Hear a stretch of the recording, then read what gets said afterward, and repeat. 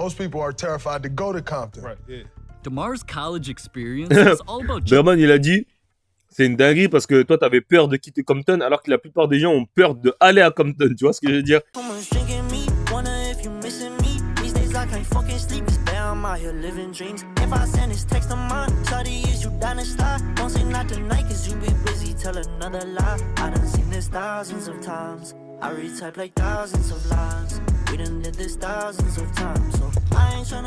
You too, man. On retrouve pour une nouvelle vidéo. C'est Misterpvris. J'espère que vous allez bien.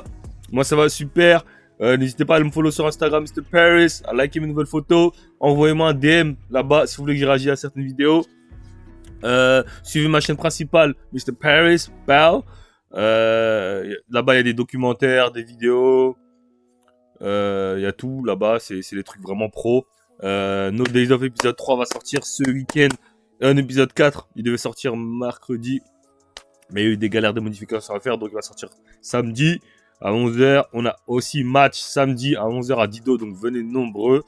Aujourd'hui on va enchaîner. Aujourd'hui j'ai 4-5 heures devant moi de libre. Donc ça va, aujourd'hui je suis assez libre. J'ai pas trop de taf. Donc on va faire... on va bosser pendant 4-5 heures. Hein. Donc voilà, likez, commentez, abonnez-vous. Et c'est parti. Damar's life. This. Ok, c'est parti, gars. Je vous mets les sous-titres là. Pour ceux qui comprennent pas trop. Alors, pour ceux qui savent pas, les Crips. Les Crips, c'est un gang aux États-Unis. Et je sais pas, c'est aussi obligé, vous avez déjà vu de toute façon. Crips and Bloods, c'est les gars qui portent des bandeaux rouges et bleus, tu vois. Et en gros, c'est à LA. Et... Bon, après, je sais pas si c'est dans d'autres villes aussi, mais je sais qu'à LA. C'est là où il y a plein de Crips and Blood. Et genre, t'as vu même là-bas, quand tu vas là-bas, faut faire attention à la couleur que tu mets. Genre, si tu mets du rouge, si t'es habillé tout en rouge, tu peux passer par un Blood. Si t'es tout en bleu, tu peux passer par un Crips, etc. This man made it to the NBA, even though he was a Crip. How does someone go from joining one of the deadliest gangs to signing $100 million deals and becoming an NBA superstar? Well, this is the story of DeMar DeRozan. Did people forget DeMar DeRozan is from LA? He's thrown up the Crip sign. What does that mean? DeMar's life is filled with more tragedies than you can imagine, and it all started with the place he grew up in, Compton, California. DeMar lived on the east side, where just walking down the street was dangerous because of a Gros, les gens ils savent pas, mais LA, genre tu penses LA c'est Hollywood Boulevard et tout, c'est nice et tout. Genre quand tu vas, genre vous savez qu'à LA les gens ils marchent pas rien que dans le centre-ville parce qu'il y a tellement de junkies, tellement de crackheads. Genre tu peux te faire agresser trop facilement, genre les gens ils marchent même pas. LA c'est une ville très dangereuse. Les gens savent pas, ils pensent que LA c'est des trucs et tout. Tous les gars Pump Smoke et tout, ils se font. Gros, LA c'est une ville trop dangereuse. Bah ouais. This place helped DeMar fall in love with basketball, all thanks to the most important person in his life. My dad was always into sports. You know, he had me playing everything. Shit, every weekend he'd take me to the park, do something. I gotta give credit to Pops for sure. But even though DeMar was preparing to become a young star, things turned deadly. Early on, 5-6 years old, I lost my uncle. I lost my best friend to murder. I haven't even had a developed mental. Il a dit il a perdu son oncle et son meilleur pote dès le plus jeune âge. Genre cause de meurtre, tu vois. Donc je pense meurtre ça veut dire que yet, and I'm comprehending the worst thing possible that a kid could go through. DeMar was constantly showing up to funerals, and it taught him at a young age that any day, even he could be murdered. So he was forced to do whatever it took quand t'es petit comme ça, ça va être chaud. Hein.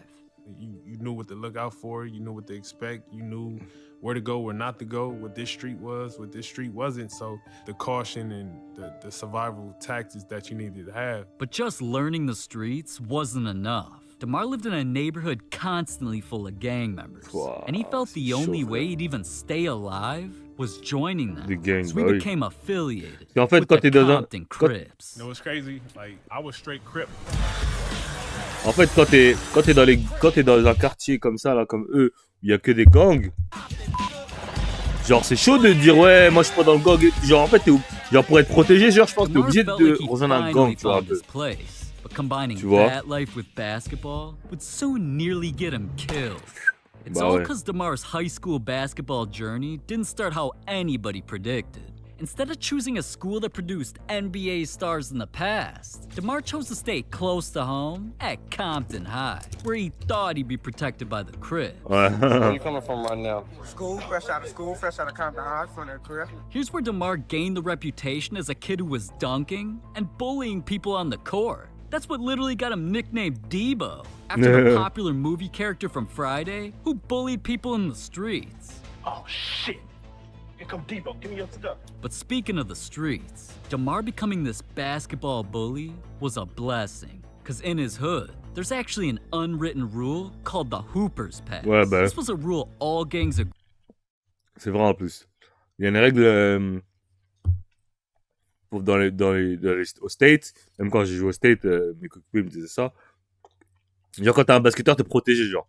Même si t'es dans un gang et tout, si t'es pas qu'un basketteur, footballeur, américain, tout ça, les hoopers, qu'ils appellent les hoopers, genre t'es protégé. Genre même si tu vas dans un autre gang et tout, on sait que t'es un basketteur, genre toi t'es pas dans la street. Même si tu viens de ce quartier-là, on sait que tu vois t'es un sportif, toi t'es pas dans les embrouilles et tout. Tu to vois. keep high school basketball players off limits of being targeted by any crime. Voilà. Now that DeMar got that Même les- pass, he was able to play genre même les basketball crimes, with no braquages, fear tout ça. and instantly Genre became a les basketteurs, high vous faites school pas ça. phenomenon. As a freshman, he averaged 26 points and 8 rebounds per game. That's better numbers than what LeBron James did during his freshman year, where he put up just 21 points and 6 rebounds per game. Attendez les So gars, DeMar's hard work was c'est la maman. On dit jamais non à la... Ok, désolé les gars. finally Comme je paying dis la off. maman, faut toujours répondre. Until one day, DeMar was walking to his favorite spot to practice hooping. And that's when a couple criminals started walking his way and threatened to kill him.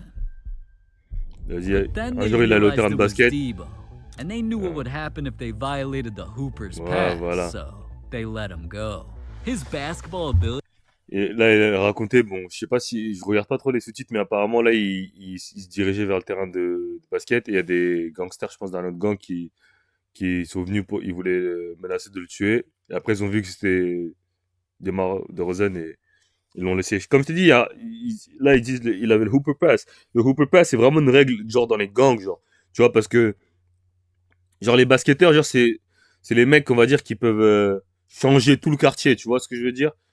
Genre, quand tu vois une NBA et tout, on veut tous avoir des gars, des sportifs, tu vois, qui viennent de ton quartier. Donc, les sportifs sont toujours épargnés des gangs, genre. had everybody in the city talking about him, and his career was just beginning. So this near-death experience motivated him to take his game to a whole new level. He began dominating everybody, became one of the best shooters the city had ever seen, and eventually got himself ranked as the third best high school player in the entire country. Il était ranké So numéro once 3 he du became pays. this great, he got an exclusive invite to play in some of the biggest high school basketball events in the entire world. DeMar was proving to everybody that he was that guy, while also representing the Crips. DeMar admitted that in school, he wore blue every day, and he'd even throw up Crip signs during his games. So DeMar felt untouchable, but out of nowhere, everything came crashing down. One night, DeMar was rushed to the hospital. Wow. Cette année, Parti à l'hôpital, carrément. Franchement, Franchement, le storytelling de Abdou, il est grave bien. Hein. Dès maintenant. On va pas se mentir. Pour ceux qui comprennent pas l'anglais. Turned out that his dad had a stroke. So doctors ran tests. Son père, il a eu un stroke, c'est quoi Everybody ça? was fearing for his life. But all Dad could really say to DeMar was, I can't die. I can't die until I see you make the NBA. So DeMar felt he had no choice Son père, il lui a dit, to tu peux pas make his mourir. basketball Tu peux career pas mourir tant que tu t'es pas successful. vu With time ticking, à la NBA. he also realized that Alors qu'il était à huge l'hôpital, genre. problem. Because of NBA rules, for DeMar to even be allowed to get drafted, he'd have to be at least 19 years old and play 1 year in college. So DeMar wasn't going to be able to jump right into the league like other star players before him. And also moving away from a place that kept him protected was scary. So instead of choosing a university in a safer city that would get him more recognition, he chose to stay as close to home as possible USC. and play for USC. Elle aime vraiment la maison. Hein. Why USC? I was terrified to leave home. And the crazy thing with that, even when I went to USC, I had such a culture shock. My first 3 months in college, I still was living in Compton. Really? It's funny as hell to hear you say I was terrified. Il a dit, les premières, genre tellement il était, en fait il voulait pas, il avait peur de quitter chez lui, genre. Compton, il avait peur. Et il avait tellement peur, quand il est parti à USC, donc c'est une université, là, je sais pas pour ceux qui savent, mais il y a Bronny là en ce moment, là-bas, c'est en Californie. Et bah il vivait quand même chez lui dans son quartier à Compton. C'est un truc de ouf. To leave Compton. Most people are terrified to go to Compton. Right, yeah. DeMar's college experience is all about Berman, il a dit, c'est une dinguerie parce que toi, t'avais peur de quitter Compton, alors que la plupart des gens ont peur d'aller à Compton. Tu vois ce que je veux dire? C'est une dinguerie. doing what was necessary for basketball. And during his 1 year playing for USC, DeMar started putting his name on the map. Jumper, no good. Hit Hey! by DeRozan. By Gibson. Left side, DeRozan. Comes in and slam dunk. He was a special player. And after NBA scouts saw what DeMar was doing during his practices, DeMar DeRozan. Oh, Myers.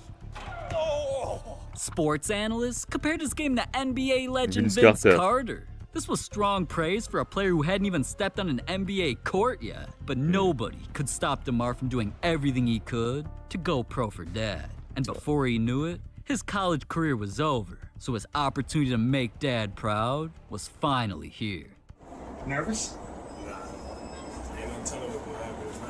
Tonight, 60 young men realize their lifelong La NBA draft. ambitions of Hachim reaching Thabit. the NBA. Hachim Thabit, l'un des plus gros busts de 60 l'histoire. young men Il est là, les gars. realize their Pour ceux qui savent pas, moi, j'étais fan de OKC de base. lifelong Et quand on avait ce pourri là de Hachim Thabit là, Stephen Curry, James Harden, Blake Griffin, c'est qui là-bas? Jordan Bell, lui je m'en souviens pas, lui je sais pas. Mais lui là, oh là là, on a vraiment wasté un pic sur lui. Hein. Tellement nul mon gars. ambitions of Je sais pas c'est qui sera. Il est là devant DeRozan je crois. reaching the NBA. Getting ready for the draft. Got my boy Steph. They go Blakey Blake. Purple. About to head to the draft. My man. Look at it. Jay, tell her what it is. T'es mal les caméras à l'ancienne. Feel like Obama. James Harden. DeRozan, this is it. This is what we waited for forever, man. And this night is it, man. It's crazy. With the first pick in the 2009 NBA draft, Blake Griffin. With the third pick, James Harden. With the seventh pick, Stephen Curry. With the ninth pick in the 2009 NBA draft, DeMar DeRozan. California. Compton, California. As much potential as C'est ouf. in the draft. With one of the top picks in Lui, the ton père. draft, he was now officially in the NBA and a Toronto Raptor. But as happy as DeMar should have been, once the shock of the moment wore off, his phone rang. Oh là He là, ne found dis out pas que that son père est Dad was sicker than ever. Oh So là DeMar là. rushed to visit him, Comme par knowing hasard, he juste didn't après have la much draft. time left. But when DeMar walked in, Dad didn't even want him to be sad. All he cared about telling DeMar was a goal to accomplish before he passed away. To go win a championship. And DeMar knew, now that he was in the NBA, the only way he could accomplish that was becoming a star. Ah gros. Once DeMar stepped on the court, he developed into one of the league's best scorers. Got invited to the dunk contest. This DeMar DeRozan had his first dunk when he was 11 years old in 6th grade. Premier dunk à 11 ans? Eventually Ouais, c'est stepped dingue. himself up to All-Star level, where he was voted into the All-Star game to compete with the best players in the NBA. DeMar DeRozan. But just becoming a star was only step one of Dad's goal. Time was ticking to win a championship in time. And even though DeMar was making plays that had stadiums going crazy, Hey! the Raptors randomly just gave up on DeMar. Pourquoi la cybermanagement? Non, bon, lui, là- Je sais pas si j'ai le droit de dire Ouais. ça. En vrai, à la base, moi, je savais pas du tout ce que je voulais faire de ma vie. Et après mon bac, je me suis recentrée un petit peu sur ce que En fait, bon, lui, il explique que c'est parce que ils l'ont lâché, mais c'est surtout que LeBron, ce qu'il leur a fait aux Raptors, c'était une dinguerie, tu vois. Donc c'est pour ça au final qu'ils ont abandonné les Raptors. And traded him. C'est- DeMar DeRozan. LeBron, ce qu'il leur a fait, c'est une dinguerie.